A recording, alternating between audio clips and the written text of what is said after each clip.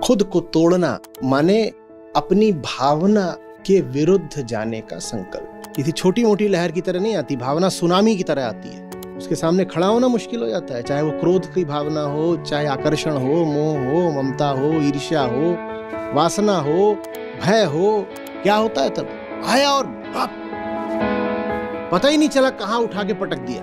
उसके सामने पांव डिगा के खड़े होना सीखो। जब भावना नहीं होती तो फिर प्रेम प्रकट होता है।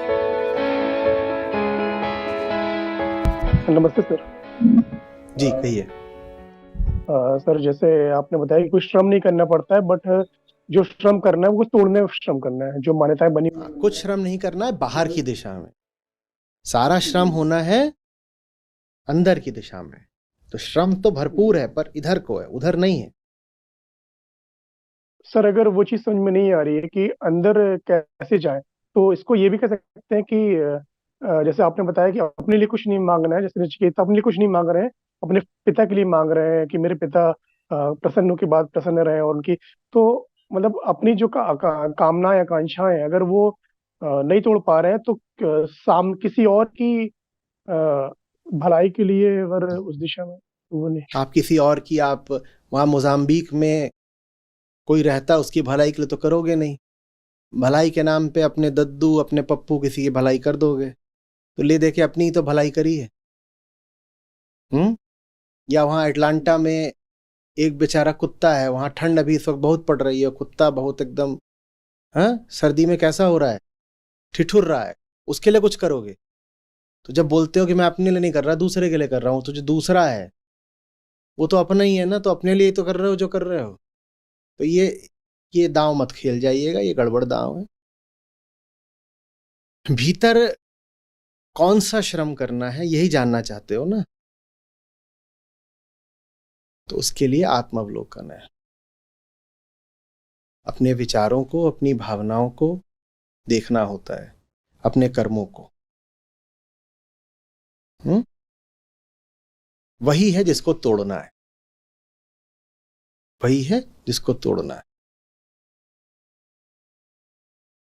सबसे जो बड़ी बाधा होती है वो होती है भावना।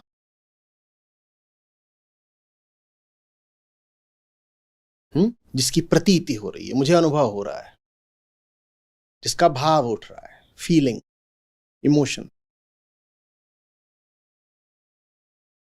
ईमानदार वो है जो वो करता है जो सही है, वो नहीं जो लग रहा सही है। That which is right, not that which he feels to be right. खुद को तोड़ना माने अपनी भावना के विरुद्ध जाने का संकल्प।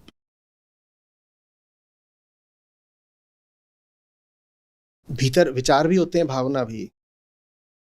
मैंने विचार का नाम बाद में लिया, पहले भावना, क्योंकि भावना हमारे मन के जिन अंधे तहखानों से आती है वो बहुत खतरनाक होती है। विचार में तो फिर भी चेतना का थोड़ा प्रकाश होता है, भावना में एकदम नहीं होता।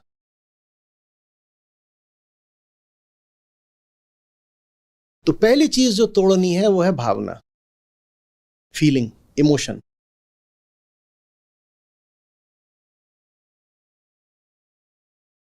जो उसको नहीं तोड़ सकता वो छोड़ दे आत्मज्ञान की बात या स्वयं से आजाद होना, इस तरह की बातें एकदम हटा दे।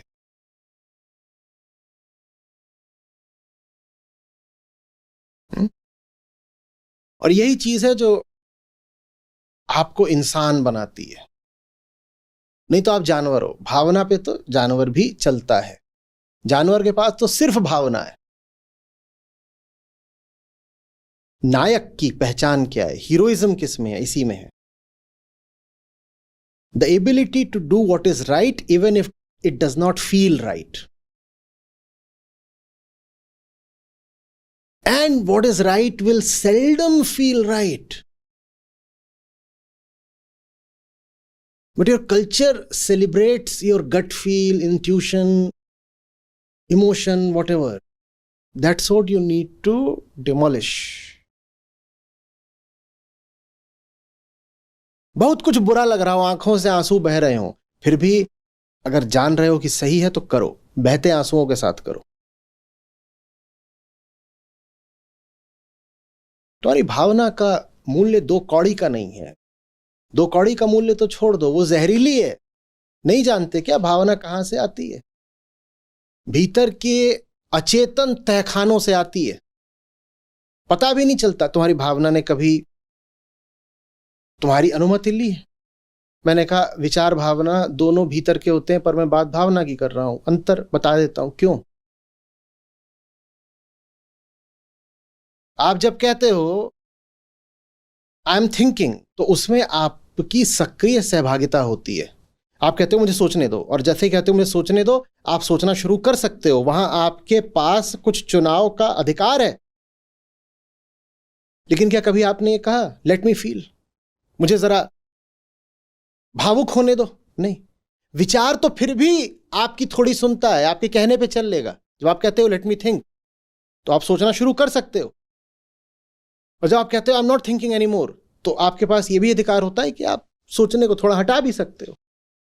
पूरी तरह विचार भले ना रुके, पर विचार पर आपका थोड़ा तो हक, अधिकार, अख्तियार होता है ना। पर क्या कभी आपने ऐसा कहा now I am going to feel? वो पूरे तरीके से अचेतन होता है। वो जहां से आता है ना आपकी अनुमति मांगता है ना सहमति मांगता है। भाव वो बस आता है और छा जाता है। इसीलिए वो आपका सबसे बड़ा शत्रु है। और भारत का एक बड़ा दुर्भाग्य यह रहा कि हमने भक्ति मार्ग को भाव मार्ग बना दिया। प्रेम अलग चीज होता है भाई। भक्ति मार्ग माने प्रेम मार्ग, भाव मार्ग थोड़ी। भावना भावना कर करके हमने इंसान को पशु बना डाला। आप जब बोलते हो तो फिर ना मैं जरा सा सोच रहा था कि उस सोचने में आपने कुछ करा ना। वो विचार आपके नियंत्रण में था ना। आप ये भी कहते हो अच्छा इस बारे में सोच लिया, चलो अब दूसरी चीज के बारे में सोचते हैं। आप विचार तत्काल बदल भी सकते हो, भावना बदल सकते हो। बदल सकते हो क्या? हाँ। तो भावना इसलिए बहुत जबरदस्त तरीके से आपको गुलाम बनाती है। आपका उस पर कोई हक नहीं होता, उसका आप पर पूरा हक हो जाता है।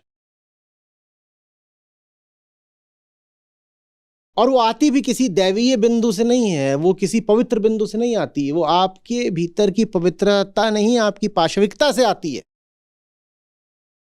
भावना का केंद्र एक होता है मनुष्य में और पशु में, एक समान। आपके भीतर की जो पशुता है वही भावना बन के प्रकट होती है। मुझे वो करना है जो सही है, वो नहीं जो मुझे लग रहा है कि सही है।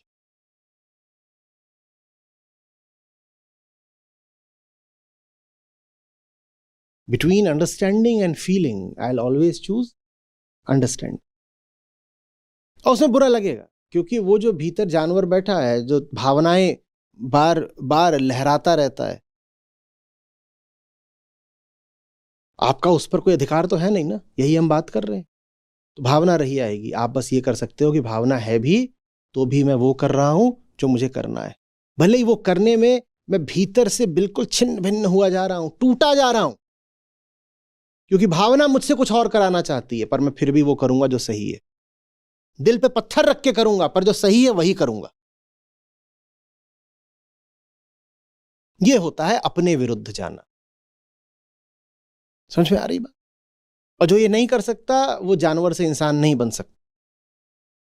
सुबह उठना है, आजकल इतनी ठंड है, सुबह उठना है 5 बजे, 6 बजे भी उठ, अंधेरा रहता है। सुबह उठना है, भावना क्या आती है? रजाई। अरे आशिकी है, मोहब्बत इसी से तो है। कोई पूछे प्रियतमा का नाम बताओ, तुरंत बोलोगे रजाई। जो भी लग रहा हो, to hoots to my feelings, मुझे उठना है तो उठना है।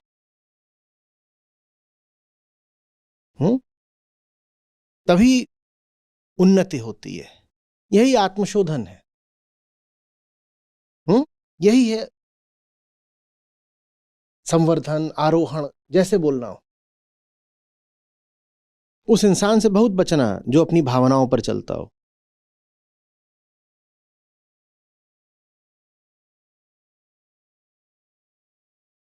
वो आपको चेतना के बड़े निचले तलों की ओर खींच लेगा। और अगर वो इंसान आप ही हो तो अपने आप से भी बहुत बचना। लोग कहते हैं ना, अरे भावना होती है तभी तुम इंसान होते। नहीं, भावना होती है तो आप जानवर होते। इंसान आप भावना से नहीं, चेतना से बनते हो।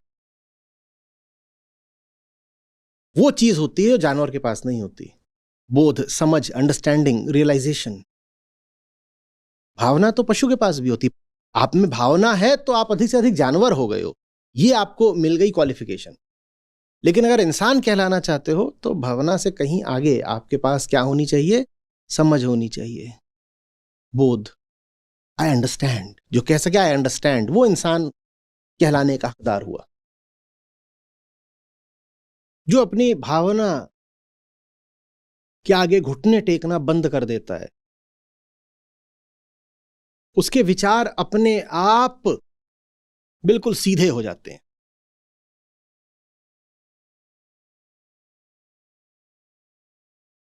क्योंकि जो बड़ा संघर्ष था वो आपने कर लिया।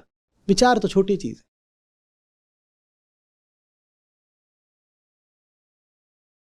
फिर तो विचार ऐसा होगा कि हाँ, कोई आया था, आपने उसको देखा, आया, बहुत असर आप पे पड़ा ही नहीं।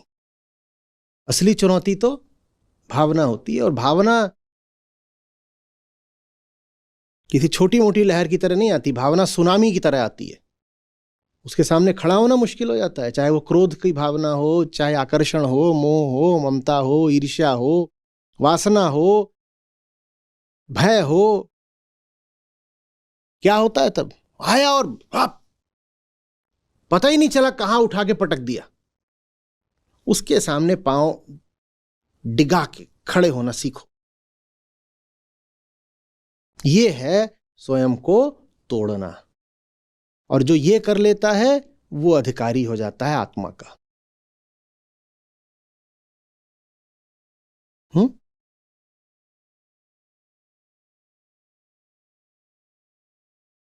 जब भावना नहीं होती तो फिर प्रेम प्रकट होता है। जब तक भावना है तब तक प्रेम के लिए कोई स्थान नहीं। भावना और प्रेम में बिल्कुल 36 का आंकड़ा है। भावुक आदमी प्रेमी नहीं हो सकता। और फिर ये हमारी परवरिश और हमारी शिक्षा और हमारी संस्कृति की बड़ी खोट है कि उसने हमें भाव में और प्रेम में अंतर करना नहीं सिखाया। ज्यादातर लोग भावना को ही प्रेम समझ बैठते हैं। प्रेम बिल्कुल अलग बात है। प्रेम का संबंध चेतना की ऊंचाई से है।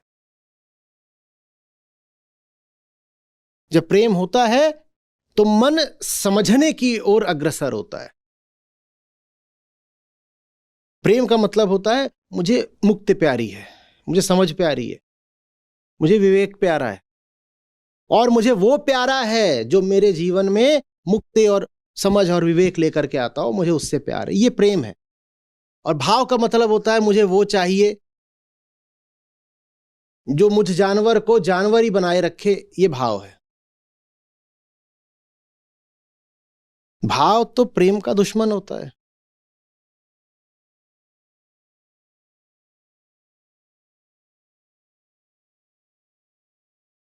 लेकिन भाव होता है। हमारे कह देने भर से भाव चला नहीं जाएगा, क्योंकि भाव कहां बैठा है? यहां देह में बैठा है। जब तक देह है भाव रहेगा। हमें क्या करना है कि भाव रहा है, हम वो करेंगे जो सही है। भाव के होते हुए भी हम वो करेंगे जो सही है। आ जाए भाव की लहर, हम बहेंगे नहीं, तो विरोध करेंगे। किसका? स्वयं का। सत्य के प्रति अविरोध माने स्वयं का विरोध। प्रणाम आचार्य जी। जी। अच्छा जी, सवाल मैंने कुछ और भेजा था, उसका जवाब आप पहले ही प्रश्नकर्ता को दे चुके हैं, बट जो भावना वाला था उससे फॉलो अप क्वेश्चन लेना चाहूंगी। अच्छा जी, सबसे पहले तो आप जैसा बोलते हैं कि जैसे जैसे जानोगे वैसे वैसे समझ में आते जाएगा और जीवन में उतरते जाएगा। तो जितना अभी खुद को देख पा रही हूँ तो अपनी बेईमानियों को भी पकड़ पा रही हूँ। और जैसा कि आपके साथ अभी कुछ समय से, पिछले 1 महीने से मेरा लगातार ही किसी ना किसी तरीके से साथ बना हुआ है किसी भी काम से या वीडियोस से, तो उसमें भी जब मैं पढ़ती हूँ या समझती हूँ तो मैं देखती हूँ कि जो आप बता रहे हैं उन चीजों पे खरी तो उतर रही हूँ, पर फिर भी कुछ चीजें हैं जो पूरी तरीके से मैं नहीं बदल पा रही हूँ, और मैं अपनी बेईमानियों को पकड़ने के बाद दोबारा भी वही चीजें रिपीट करती हूँ। तो जैसा कि नचिकेता 3 दिन तक प्रतीक्षा कर रहे थे यमराज के लिए, और हम जैसा कि बोलते हैं कि सत्य तो लगातार है पर आप अनुमति नहीं देते, तो क्या मेरे केस में भी ऐसा ही है कि आप पहले ही प्रतीक्षा कर रहे हैं पर मैं अंदर नहीं आने दे रही? थोड़ा सा गड़बड़ हो गया ये, मुझे घबराहट बहुत हो रही थी पूछने में।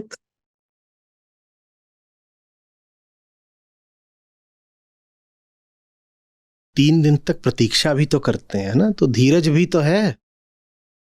ये थोड़ी करा था कि पहले दिन घनघोर वहां पर उन्होंने तंबू गाड़ दिया और बोले अब दिन बीत गया, अब हम वापस जा रहे हैं। 3 दिन का मतलब होता है वो सब कुछ जो चेतना अनुभव कर सकती है समय में, माने जागृति को भी बिता दिया, सपनों को भी बिता दिया, सुषुप्ति को भी बिता दिया, और धीरज नहीं छोड़ा।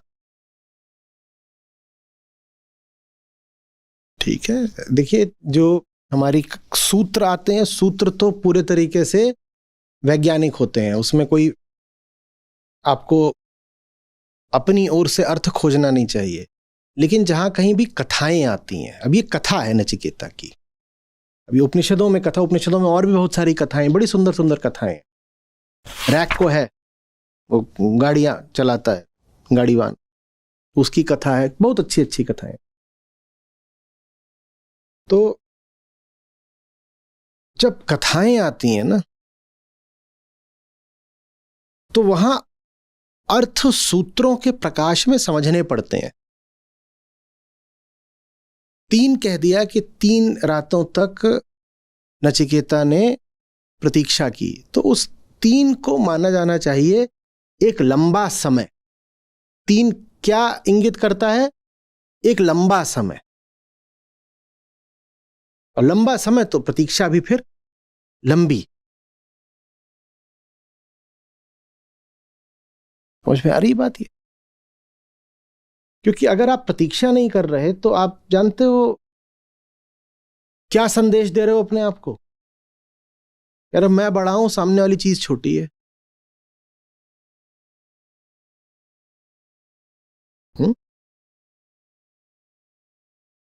आप कहीं जाओ छोटे मोटे काम के लिए, और जिससे काम कराने गए हो वो देरी कर दे आधे घंटे की, आप क्या बोलते हो? जा रहे हैं, बाद में आएंगे, या अब हम नहीं आएंगे, अब तुम आ जाना हमारे यहाँ पे, या आप फोन पे बात कर लेंगे। ये सब करते हो कि नहीं करते हो? क्योंकि काम छोटा मोटा है। जिससे मिलने गए हो वो इंसान भी आपकी नजर में छोटा मोटा है। कोई बड़ा भारी काम हो, उसके लिए जब मिलने जाते हो तो कितने समय तक इंतजार कर लोगे? अब आपको समय दिया गया सुबह 10 बजे का, मिलने गए हो, काम बहुत भारी है, तो कब तक इंतजार कर लोगे? जब तक काम ना हो। तो प्रतीक्षा बताती है कि अहम में विनम्रता आ गई है। अहम कह रहा है कि देखो चीज इतनी बड़ी है कि उसके लिए अगर ताउम्र भी इंतजार करना पड़े, बात कोई नहीं। समझ रहे हो? और जब आप बोलते हो कि अरे अभी 1 महीना हो गया और हमने ये प्रयास करे और ऐसे करा, और हमने 6 महीने में वीडियो देखे, या साल भर से गीता श्रृंखला में साथ में है, तो उसमें कहीं ना कहीं ये भाव है कि इतनी तो कीमत चुका दी और इतना तो समय लगा दिया, जो माल मिलना था वो मिल क्यों नहीं रहा? आप माल को बहुत सस्ता आंक रहे हो, बहुत सस्ता आंक रहे हो। 700 साल लगा के भी वो माल मिल जाए ना, तो गनीमत है, सौभाग्य है। इसीलिए फिर संतों ने अतिशयोक्ति में बात करी है। क्या बोलते हैं? सब जंगल कागज करूं और 7 समुद्र की, बोल रहे इतना महत्व है उस चीज का। इतना महत्व, अतिशयोक्ति में बात है। अब 7 समुद्र की तुम स्याही बनाओगे तो पता नहीं क्या हो जाएगा, पता नहीं 7 समुद्र होते भी कौन से हैं। और सारे जंगलों का अगर कागज बना दोगे तो ये तो क्लाइमेट चेंज में गड़बड़ है मामला, तो ये नहीं करना है।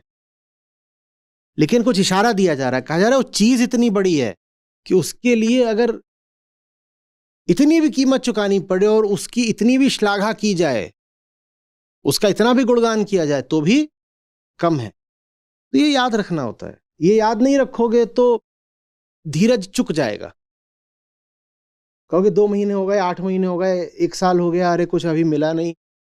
क्या है, पेठा है, पेड़ा है, बताशा है कि जल्दी से मिल जाए? और नहीं मिला तो जिम्मेदारी किसकी है? आज सारी बात हम क्या कर रहे थे कि वस्तु तो दूर है नहीं, पाने वाला अपनी ओर से शर्तें रखता है तो वही दूर है। नहीं मिला तो माने अभी अपनी ओर से ही कुछ चूक होगी ना। साहिब के दरबार में कमी काहू की नहीं, और बंदा मौज न पावसी चूक चाकरी माही। और वो जो चाकरी है उसका अभ्यास करना पड़ता है, उसका स्तर भी धीरे धीरे बढ़ता है, एक झटके में नहीं कुछ हो जाता।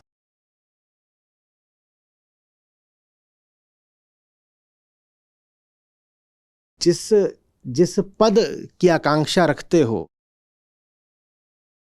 उसके मूल्य, महत्व, उसकी ऊंचाई को समझो, और अनंत काल के बाद भी अगर वो पद प्राप्त हो जाए तो सौभाग्य जानो।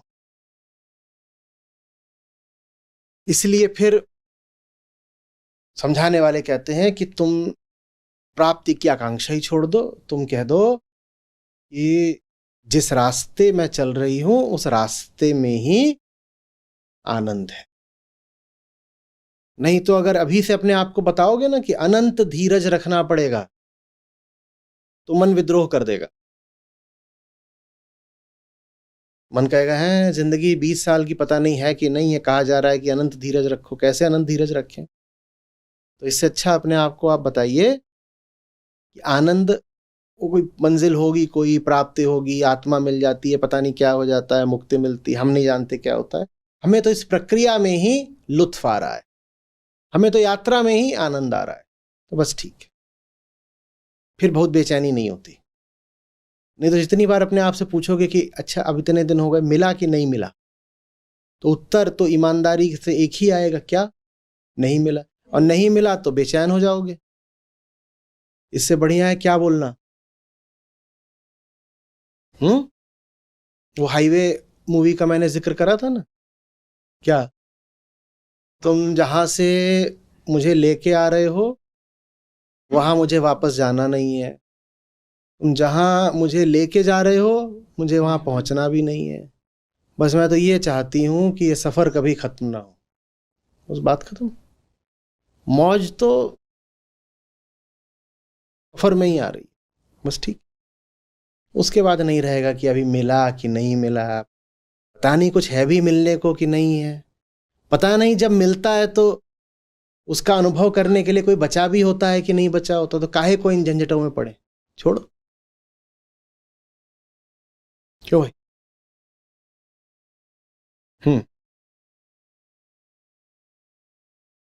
धन्यवाद आचार्य जी।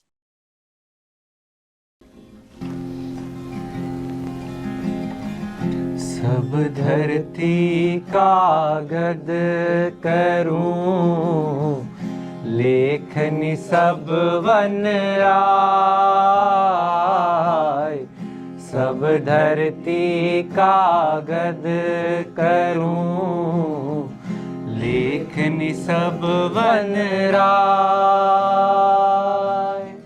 7 समुद्र की मसी करूं, गुरु गुण लिखा ना जाए रे साधो, गुरु गुण लिखा ना जाए।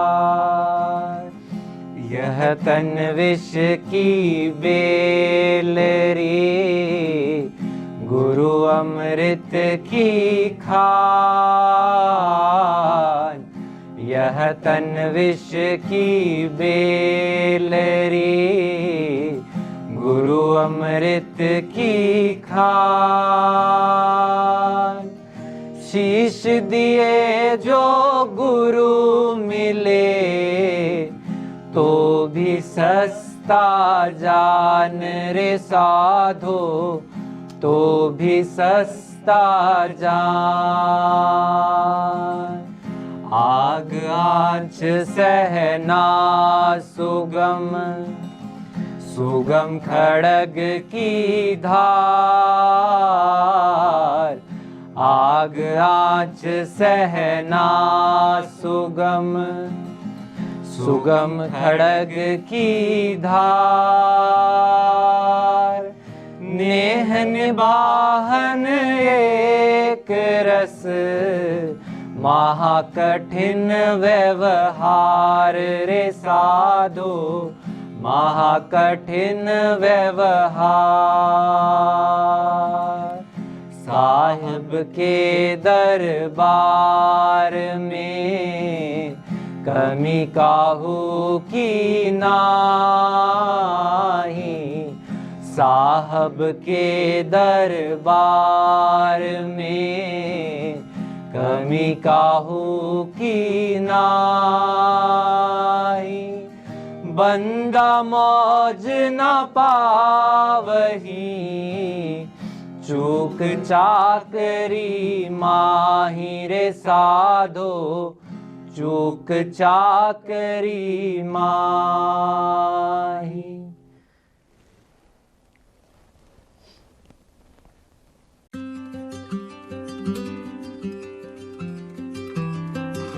जी, मैं प्रतीक वानखेड़े।